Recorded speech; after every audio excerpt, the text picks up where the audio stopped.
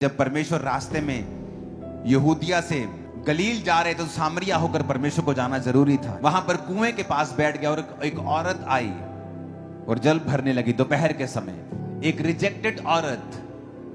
क्यों रिजेक्टेड थी? क्योंकि वो व्यभिचारिणी थी। एक पति, दूसरा पति, तीसरा पति, चौथा, 5 पति। अभी छठे बंदे के पास रह रही, वो भी उसका पति नहीं। तो उसे वो सुबह सुबह औरतें पानी भरने के लिए जब जाया करती थी तो वो औरतें उनको साथ नहीं लेके जाती थी, तो वो दोपहर को पानी लेने जाया करती थी। और यीशु मसीह वहां बैठे हुए मिले और यीशु मसीह ने उससे कहा मुझे पानी पिला। तो वो बड़ी हैरान हुई कि तुम मुझसे पानी क्यों मांग रहे हो? मैं तो एक अन्य जाति औरत हूं और यहूदी जो है मुझसे कोई व्यवहार नहीं रखते हैं। और 10 आयत में यीशु ने उत्तर दिया, यदि तू परमेश्वर के वरदान को जानती और ये भी जानती कि वह कौन है जो तुझसे कहता है मुझे पानी पिला, तो तू उससे मांगती और वो तुझे जीवन का जल देता।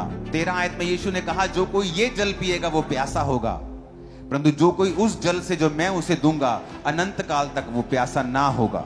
मैंने बड़े बड़े सेलिब्रिटीज को प्यासे देखा है क्योंकि उनके पास शारीरिक सफलता तो आ गई है लेकिन अंदर वो खाली हैं, अंदर अभी तक बेचैन हैं। क्योंकि जीसस ने कहा तुम ये जल पियोगे तो प्यासे रहोगे, ये रोटी खाओगे तो फिर भी भूखे रहोगे, पर मैं तुम्हें कुछ दे सकता हूं। तो कहता अगर मैं तुम्हें वो जीवन का जल पिला दूं तो तुम अनंत काल तक कभी भी प्यासे नहीं रहोगे। ऐसा कौन सा जल है?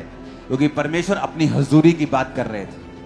तो परमेश्वर उससे कह रहा था कि तू 5 पति कर चुकी है, अगर तू तौबा करे, अगर तू मुझे अपना ले, अपना उद्धार करता, अपना मसीह, तो मैं तुझे वो जीवन जल दूंगा, यानी मैं तेरे जीवन में अपनी हुजूरी दे दूंगा और उसके बाद तू कभी भी प्यासी नहीं रहेगी, तू कभी भी भूखी नहीं रहेगी। वो सारा कुछ तेरे लाइफ में आना शुरू हो जाएगा जो तू मांगती है लेकिन पा नहीं रही।